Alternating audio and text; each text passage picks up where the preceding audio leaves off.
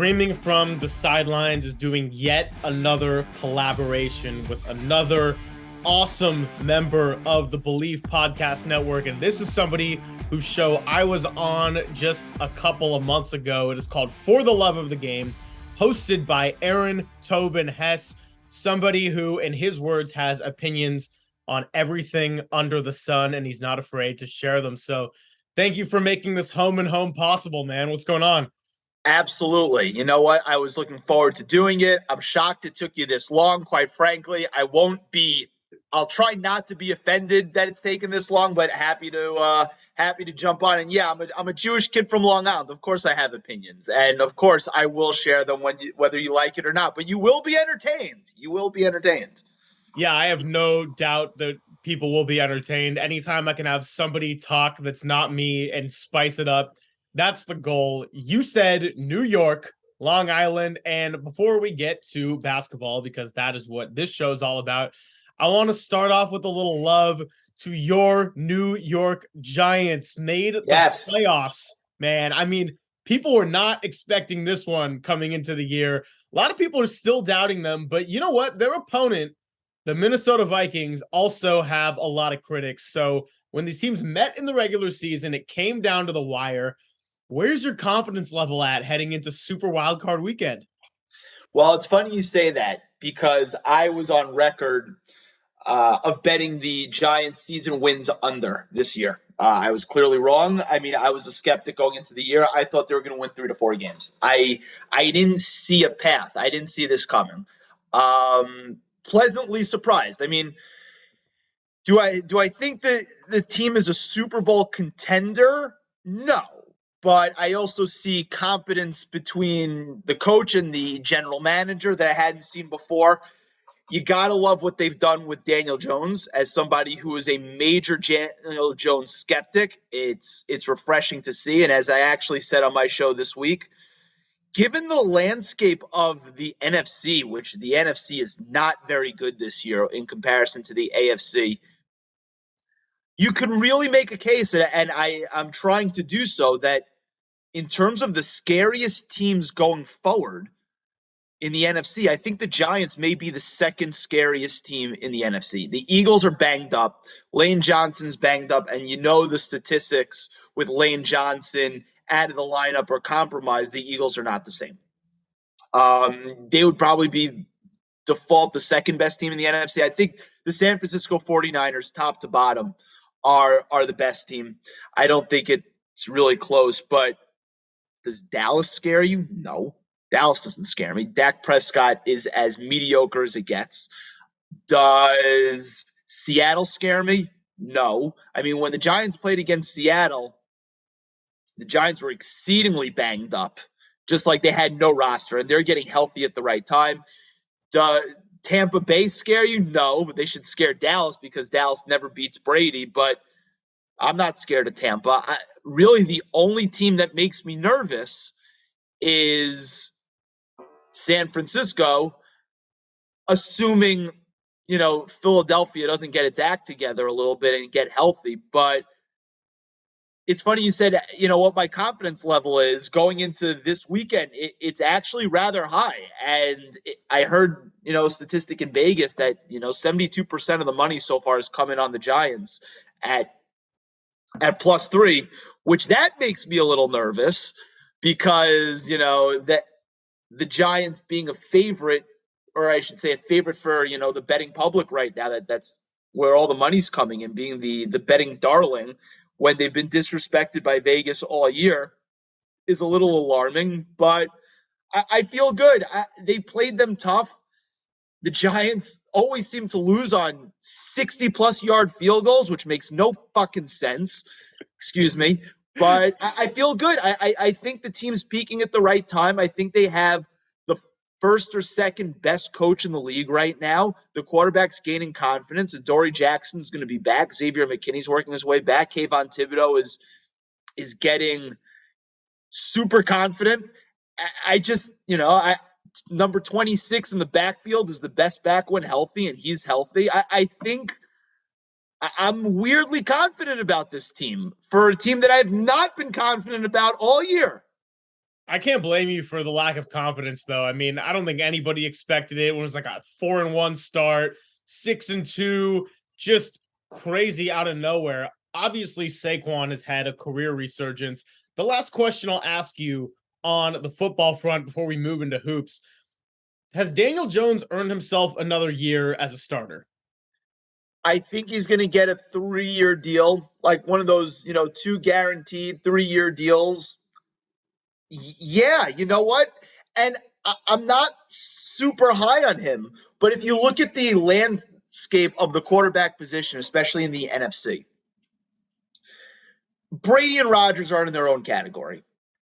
But besides for them, Jalen Hurts, okay, maybe.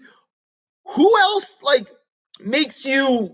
are you super excited about? I mean, probably I would say Jared Goff is the guy. So besides for Jared Goff, who I've always been more of a fan of than most, what other quarterback in the NFC can you definitively say that Daniel Jones doesn't have the ability to reach that ceiling? Can he beat Kirk Cousins? Yeah.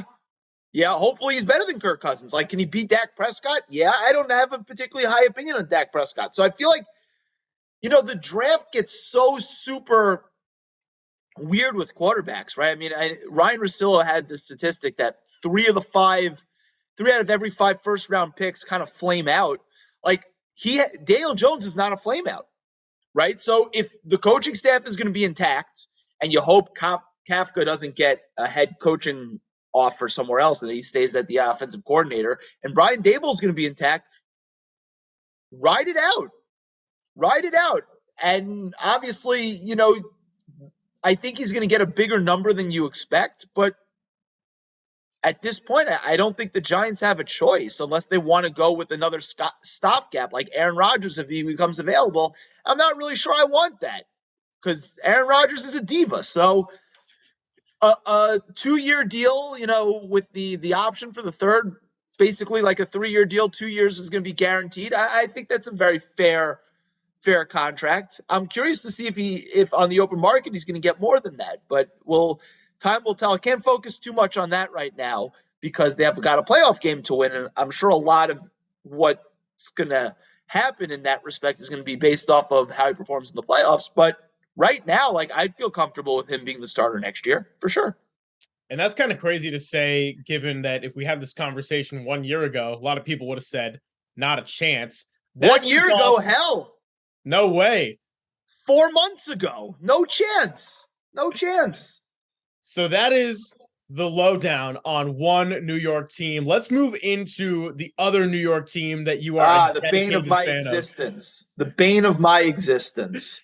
The New York Knicks. So right now, they're sitting pretty, I think, at the number 7 seed. They've won 8 straight in December. Then they lose 5 in a row. Then they win 4 in a row. And then that got snapped last night against the Bucks. 3 40-point performances in the past couple of weeks. You had RJ Barrett get 44. Julius Randle had 41. And then last night, Jalen Brunson had 44. So you said the words, the bane of my existence. I'll just ask the open-ended question of, how is the emotional roller coaster treating you right now? So I am as pessimistic about this team as humanly possible, right? My friends are like, Aaron, stop being so negative all the time. And I just can't. I just don't see it with this team. Now, obviously, because the Knicks are like a terminal illness with no cure, right? So obviously you want them to be great because I'm a fan of the team and they affect my emotional mood a lot more than I'd like to admit. But I can't get behind this team in a sense where I just don't know, what's the end game here? Are they maxing out at their peak right now? Probably. But what good is that? And the disappointment from not trading for Donovan Mitchell when they were clearly in a position to make a consolidation trade, and they didn't do it for a guy of his caliber who's probably going to make first-team All-NBA this year. I just can't get that pain out of my mind. Like, I just can't do it. So every time I see RJ Barrett brick a three, I just get mad. When I see Donovan Mitchell score 71 points and, you know, score or assist on 99 points, second most to Wilt Chamberlain all time in the game, like, I throw my remote control. Like, it's not a rational thing. As for this season, like, I bet their season under. I'm not buying it. I like Jalen Brunson, but I never liked him as being like, if you say that like Jalen Brunson's like your headliner offseason acquisition, like so many Knicks fans were so excited about, I'm just like, okay, great, but like what else? There had to be something else. So I can't get too excited. Kudos to Julius Randle for having a bounce back year. But we know what that is. We've seen that. We've seen what happens when Julius Randle tops out as your best player. And if Jalen Brunson, Julius Randle are your two best players, I'm not sure where you're going. And and every time I see RJ Barrett or hear his name, I just get mad that he's not in Utah. Okay, So I think that's fair. I think it's all fair to say. I mean, everyone's allowed to be a little bit more pessimistic on their own team than just an average fan would. Now, another question I want to ask on the Knicks is, you're pessimistic on the team. What are you thinking about Coach Tibbs, though? Because I feel like the narrative goes so up and down with him all the time. Was a coach of the year. Then it was like, is this guy going to get fired? And now it's like, well, he's making something of this team. it's funny you say that because obviously us New Yorkers, and again, we're starving, right? We're starving. We're not just starving. We're like that guy who's trapped in the desert, who's like thirsty for anything. So like a little bit of water will make us go crazy, right? We'll celebrate, and then all of a sudden it's like we're back to being thirsty again. It. I said it when Tibbs was hired, and you can ask my dad about this because we've had this conversation before that season started. I said, I'm not sure long term, like how long this is gonna be good, because we've seen it with Tibbs. His teams just burn out. They burn out. Now, again, I expected them to flame out way earlier this year, being year 3 of the regime. It hasn't happened yet. It wouldn't be shocking if they went on like a 12-game losing streak. Like, I just wouldn't be shocked. I'll give them credit that they play hard. They play hard every night for the most part. They never go into a game where it doesn't look like they're giving effort. And again, Julius Randle's effort on defense comes and goes, and you can tell sometimes within the first 2 minutes. But I'll give Tibbs credit for that. But I'll give him credit for scrapping Fournier, scrapping Rose, and just playing the young guys. I do think if they hadn't won that game, I forget which game it was that started the 8-game winning streak. I think if they would have lost that, it was probably Minnesota. They lost that game in Minnesota. He probably gets canned. But the in-game adjustments and the offensive creativity in today's NBA, like, he just doesn't have it. He doesn't have it. Like, he's not necessarily putting Isaiah Hartenstein, a guy who basically is signed to the mid-level exception. Like Kevin O'Connor tweeted about this. They're not putting him in positions to succeed. And again, it's a backup center, so it's not really a big deal, but it's just like, it's little things like that. Like, you signed the guy who's clearly good at something. Why not let him do that, right?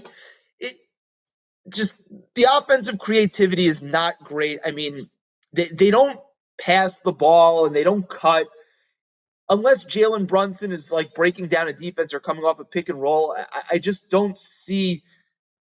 There isn't the pass to lead to the other pass. There isn't like the drive and kick. I don't see it, and I don't know. I would rather go with a younger guy where there's more ingenuity. So I'm down on this team. I'm down on the team. I don't know where they're going long term. Am I happy that they're competent, that they're not, a laughing stock anymore? Yes. But again, what does that lead to? Where's my end game here? So I'm tired of, striving for the 7th seed and hosting a play-in tournament game. Like, I don't give a shit anymore. Like, give me something more than that. Spoken like a true New Yorker. And by the way, just to corroborate your statement about Tibbs' teams burning out, when he was the head coach in Minnesota, his starters averaged by far the most minutes per game when they were out there, and it really bit them from behind at the end of the season. So that is not just some broad claim from a disgruntled fan. It is a fair statement backed by basketball science. Yeah, Look, but you know what? I'm going to give him a pass on this one because he has young players, right? Like the game against Dallas, when they were undermanned, RJ got hurt early. And I actually think RJ, when he gets back, is better used as a six man than being in the starting lineup. If you're going to have Randall playing the way he plays, I think Quickly is a better fit. But they were looking at the minutes for Grimes, McBride, IQ, and it's just like these are like 23-year-old kids. They can play minutes, all right? They can play minutes one time. Like if they have to play 45 minutes in an overtime game, they're young kids. Let them do it. Like I can't kill Tibbs on the minutes right now because guys have been in and out. The only thing I'll kill him on is when Obi Toppin, who's up for an extension, doesn't play, and then you're just like, what do we have here? That I'll kill Tibbs about the minutes allocations. But in terms of playing the young kids, like let them play. We're not winning a title anyway. Let them play, see what we have. Let them get reps.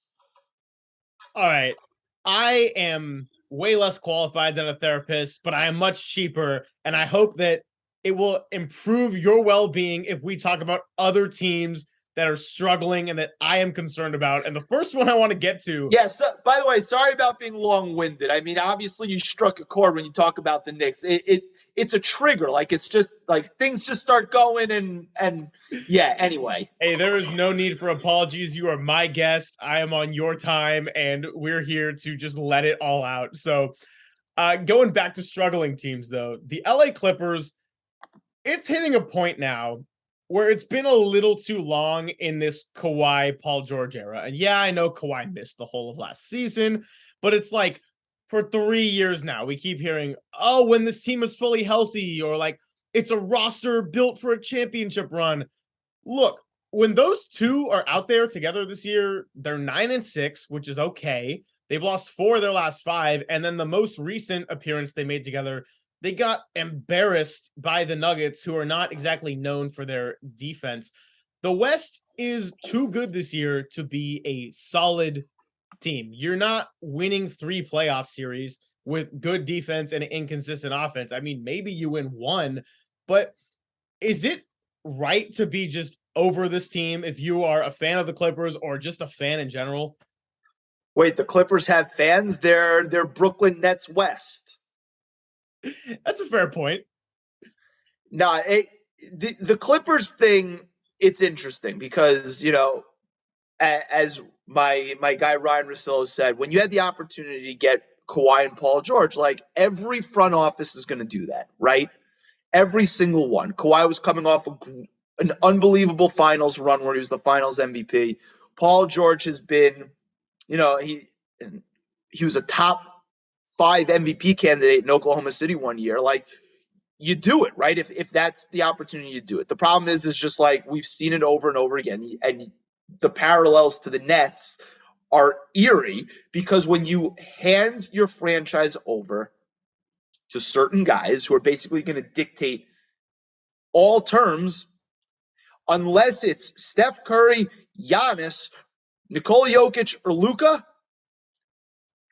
and Luka will see, it doesn't really go well, right? It hasn't gone well. So yeah, the Kawhi injury thing is concerning, and I do think that it's really just a lack of continuity, and that's the reason for it because the pieces fit in terms of, you know, the main pieces like Kawhi, Paul George. Yeah, their point guard spot is a little iffy. I'm not sure what John Wall is giving you right now. I've never been a Reggie Jackson guy, even though he's had moments in the playoffs when he's had the ball in his hands where he's done some things, but I'm not really a Reggie Jackson guy. I've never been a Marcus Morris guy, a former Knick. I've never hated a Knick like I hated Marcus Morris. It's just a weird collection of guys who are I got this guys, but you don't necessarily want them to be the I got this guy. And when you don't play together for long stretches of time, it's just going to not look great. And Kawhi, for whatever reason, I'm not sure how much of it is actually like injury. I'm not sure how much of it is the Clippers like perpetuating this to appease him. Like it's just a weird mix, and it's not working right now. But you said something about the West is being too good. I'm not sure the West is too good. Like if you look at like the top contenders, like they're all exceedingly flawed. Like and you can make a case that you know I like Denver. I actually picked them to win the West before the season started, but you can make a case that the Golden State Warriors, even at being 500, are still the best team in the Western Conference. And it's just a lot of jumbled up,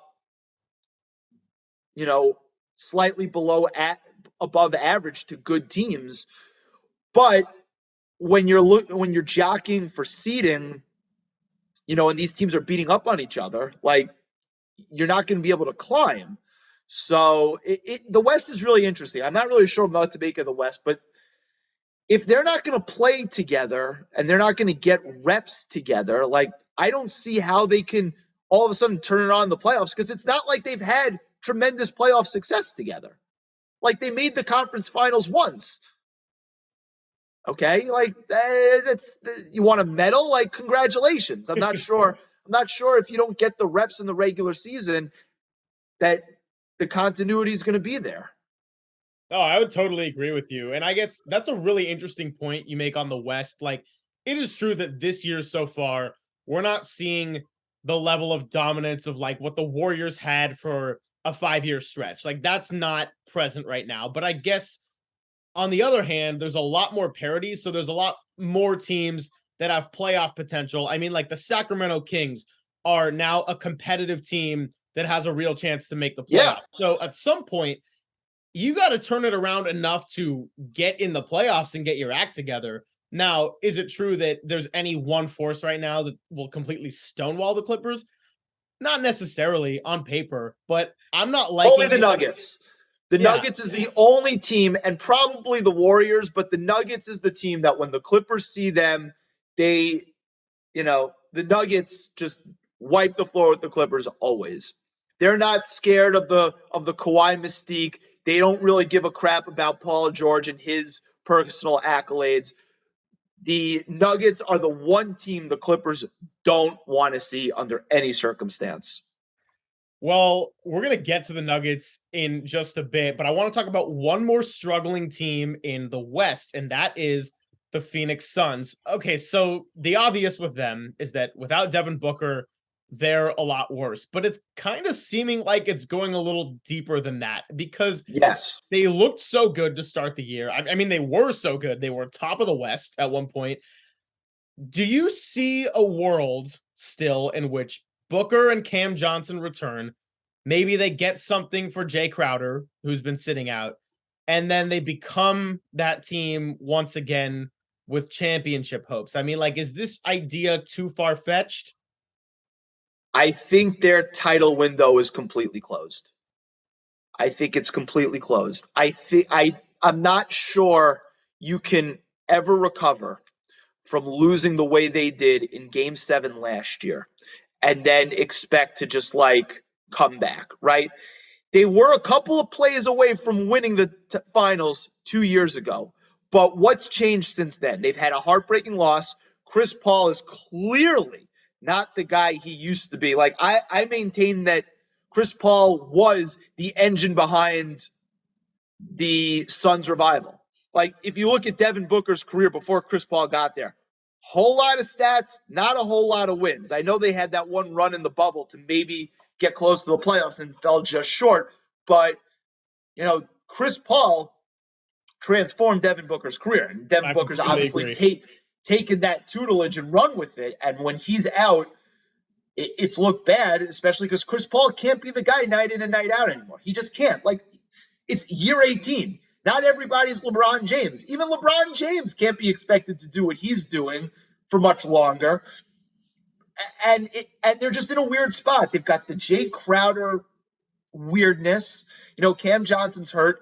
DeAndre Ayton has regressed and is clearly bitter about the way the contract situation went, and his role on the team. Then you have ownership is in flux. So it's like, how much leeway does the general manager have in terms of making trades, possibly bringing on salary? Like, it's going to be weird. And muscle injuries are strange, right? Like, you never know what could be with muscle injuries. And Booker's is a groin issue. And they're far more likely to fall even out of the play-in tournament than they are to make the Western Conference Finals. I don't think that's crazy. Before the season, I did my Western Conference 1 to 15 rankings. I had Phoenix at 9 because I was fearing a little bit of fragility there. And they started the year a lot more put together. I thought from the first game it was a mess, but they pulled off an incredible comeback against the Mavericks. And I want Phoenix to be relevant. I really like Monty Williams. I have a lot of respect for what he has done and how he turned that around. A lot of people hate on Chris Paul, and especially fellow Warriors fans, and I'm not always sure why, because what he did in Oklahoma City, he's pretty he can be pretty hateable. He can, but as a player, what he did in Oklahoma City to get that team my into favorite Chris Paul season, by the way. It's funny you mentioned that. That's my favorite Chris Paul season. I've never liked him more than when he was in Oklahoma City, because he was the ultimate professional. He went to a team that was supposed to be absolutely horrific, where they were going to jettison him to someplace else. He goes, I want to play, turn them into a 4 seed. Unbelievable season from him. Reshaped SGA's career. Awesome. Love that Chris Paul season. I think it's one of the most underrated, underappreciated seasons / feats of 21st century basketball. And remember, they thought he was done, right? Yeah. When they thought he was completely cooked in Houston, James Harden wanted him out. He comes back in Oklahoma City. Not exactly a sexy market for a guy like Chris Paul who's accomplished what he's accomplished. I absolutely love that Chris Paul season. Anyway, continue. Sorry. No, and you're totally good, because it's backing up a lot of what I'm believing in what you just said, which is Chris Paul was a big part of that success in Phoenix. I mean, Devin Booker is all-star caliber player, and he's terrific. But when Chris Paul turned 37, a lot of things changed, and Phoenix has not looked the same since then.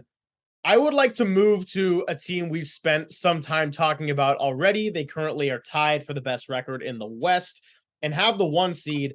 That is the Denver Nuggets. And they are so interesting because the story of their season right now is poor defense. Like, they got a bottom 10 defensive rating in the league. The only other would-be playoff team in that mix is the Kings, and they're obviously young and learning with Mike Brown in his first season. However, Jokic is playing unbelievable basketball. They have a great record, really good at home. Do you see these defensive issues eventually catching up to them? Because I know this is your Western Conference pick. Does this concern you, though? Yes.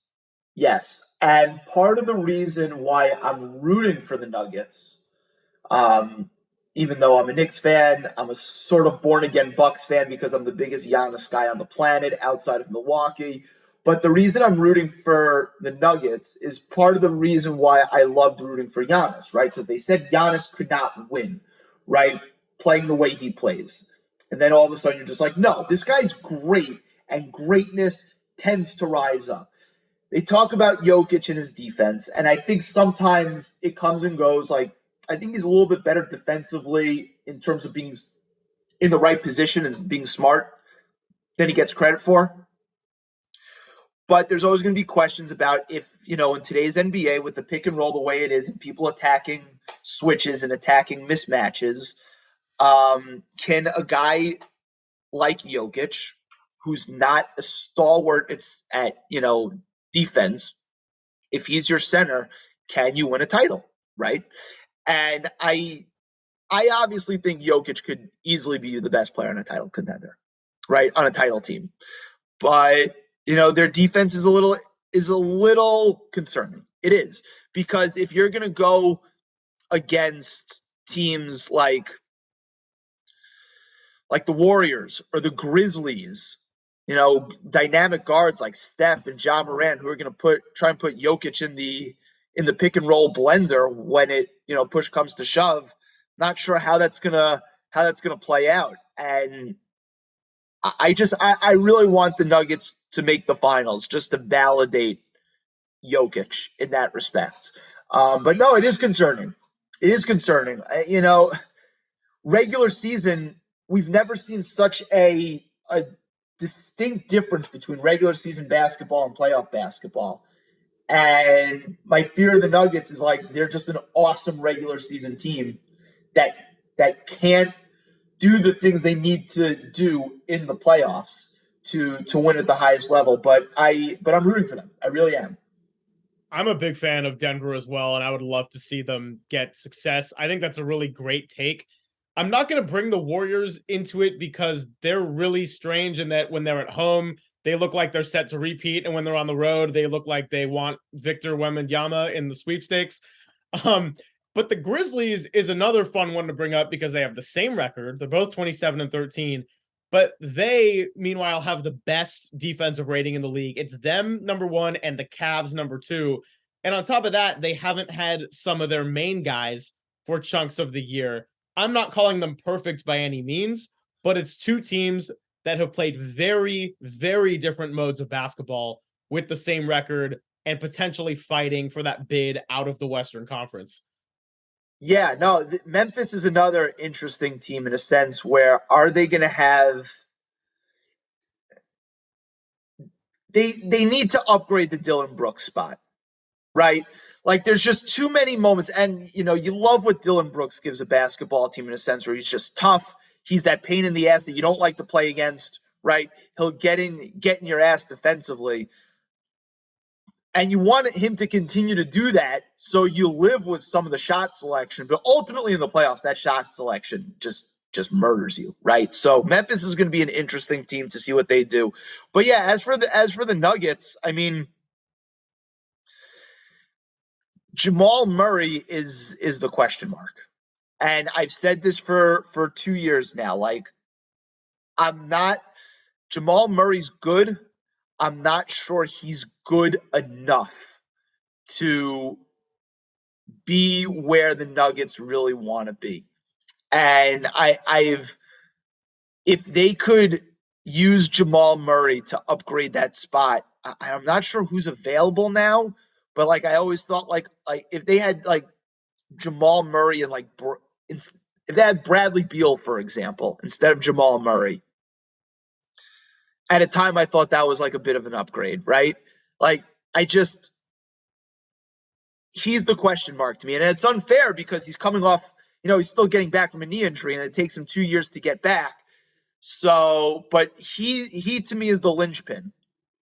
Right. And to make it more complicated, we saw, in fact, when he had that name on the back of his jersey, what he was doing in the NBA bubble was a completely different level. And I mean, yeah, but that was, not sustainable. That was, the bubble was a glorified open run. I mean, you saw, Anthony Davis played his best basketball of his career in the bubble. I'm a detractor of the bubble basketball. I'm happy it happened. Don't get me wrong. I watched all of it, but let's not pretend that it's the same when you have to go into an opposing arena where, crowd noise matters, where, shooting in an open gym is a little bit different.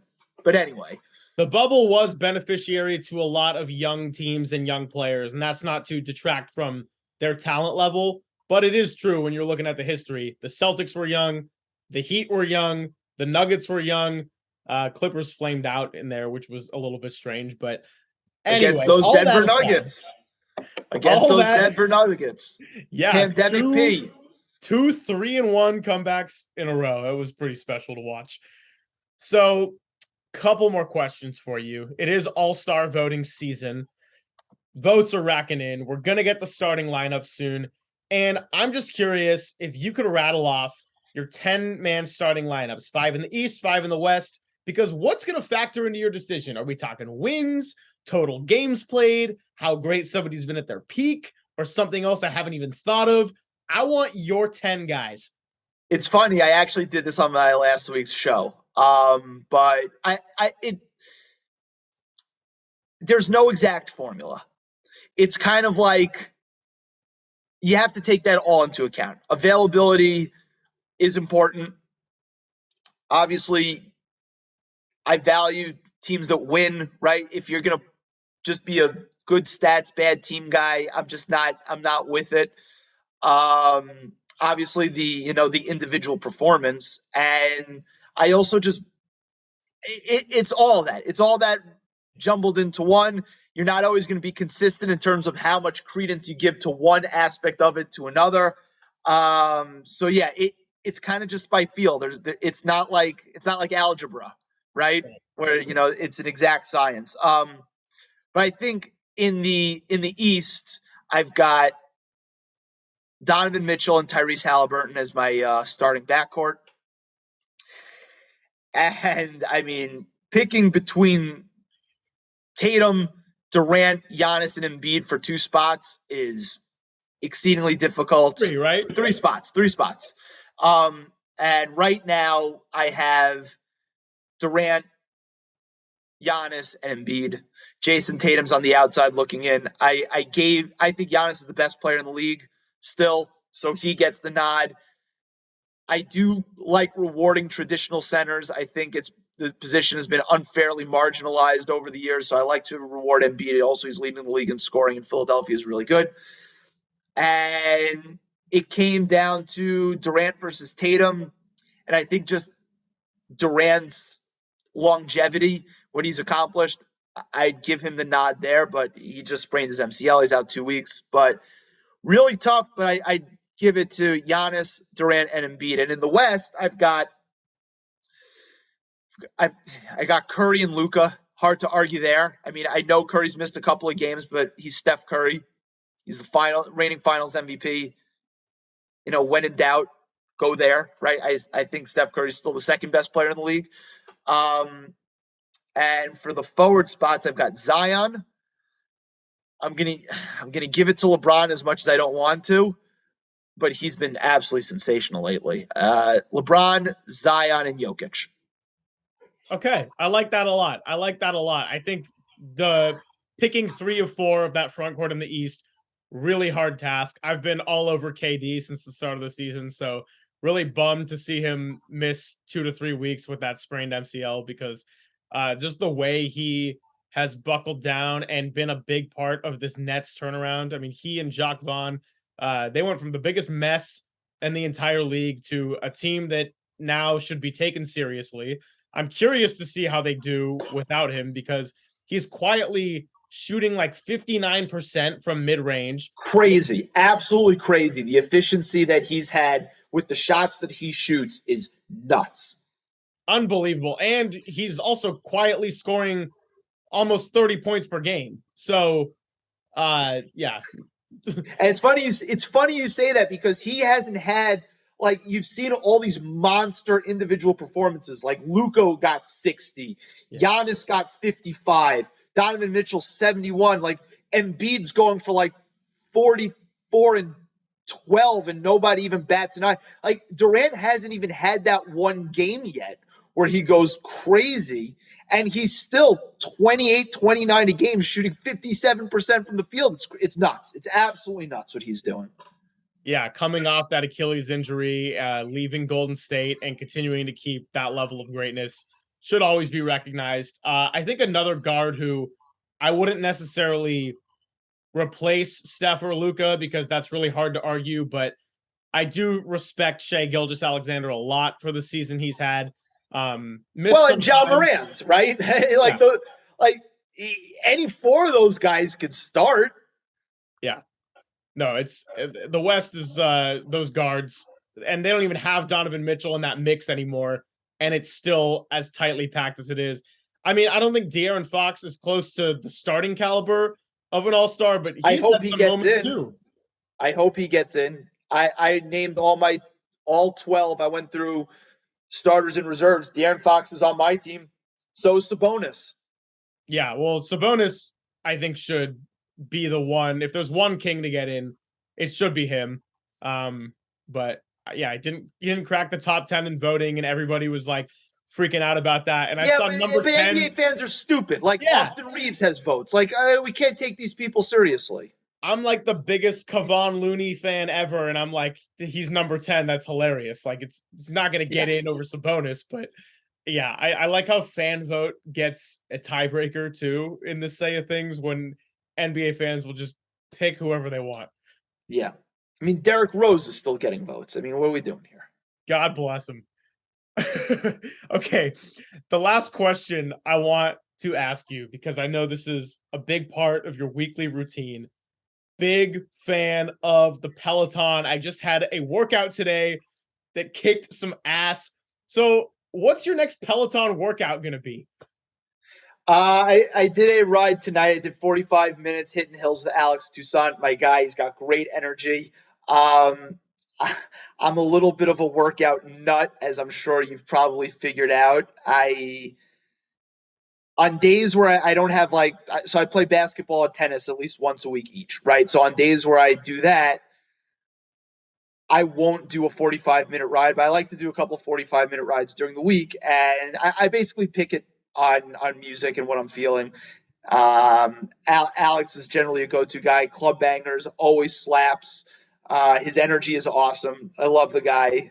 But yeah, no, I became a Peloton groupie in April of 2020, where I'm sure a lot of other people did. I hated spinning. I hated it.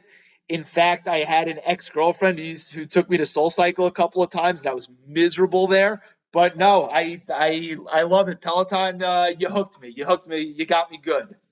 Hey, you're not alone on the spin thing. I'll tell this quick little story and then I'll let you go because I know you got some stuff coming up in about 15 minutes. But uh, I was at a spin class with my mom before COVID, maybe the summer of 2019, somewhere around there. And I was having all these issues getting the shoes clipped on. And it's a point where I'm just genuinely pissed off. Like, I don't know why. It's just the kind of thing that shouldn't have been hard. Everybody's doing it, and I just can't figure it out. And then I don't even know if she did anything that offensive, but in the moment, I decided it really pissed me off, or she might have just kind of laughed at me. And I just Who, took your her mom towel. or the Yeah, my mom. instructor? My mom. And I took her towel and just threw it on the ground. And then about 5 minutes into the ride, she's like, "Oh, how did my towel get there?" And I was like, "Oh, I don't know. It's weird." So It's yeah, fun. spinning was It's not for funny. me. It's funny you say that about the clip thing. For the first 3 months, I could not unclip, right? I couldn't figure it out. Where I would undo my shoes and kind of kick myself out of my shoes and then take my shoes off with my hands and remove them. So I get it completely. But no, Peloton got me good. What's your ride of choice? Oof. I mean, my top instructor on the Peloton Wrapped was Emma Lovewell, but I think that's because I take a lot of her core classes as well.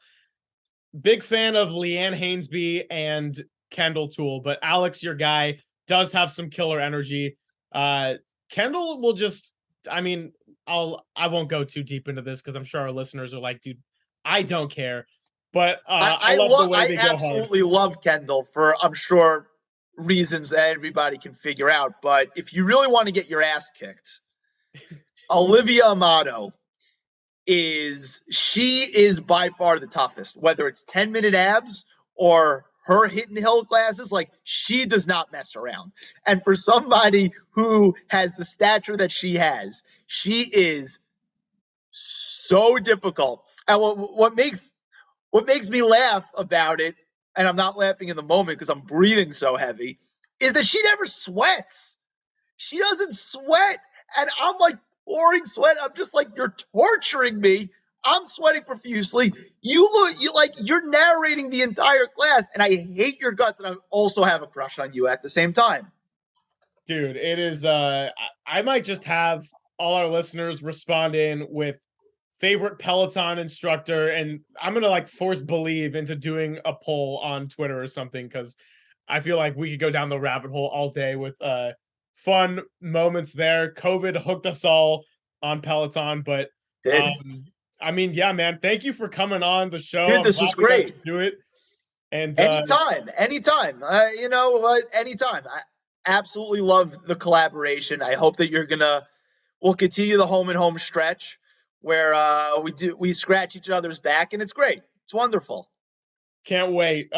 Listen, guys, if you have not checked out his show, I'm going to link his Twitter in the description of the episode, but also it's called For the Love of the Game. And you're up to like 190 total episodes or something. So I think 192 coming out this week. It's been an interesting journey. 192. Incredible. Yeah. Incredible. Yeah, I think this is like number 20 or something. So I'm right behind you. We'll get there eventually. Had a little bit of a head start. Absolutely. Well, best of luck to the Giants this weekend and to everyone else listening. I know I didn't talk a ton of betting, so I'll be tweeting out some of those on the NBA games. Right now, I got to go catch Warriors Suns, and we'll see if I eat all my words on Phoenix. I believe Steph Curry is coming back, so that's going to take my undivided attention. And, well, I lied. Maybe I'm going to edit this episode on the side. But everybody, keep betting, keep screaming, and just like this New Yorker, keep the passion going for your sports teams.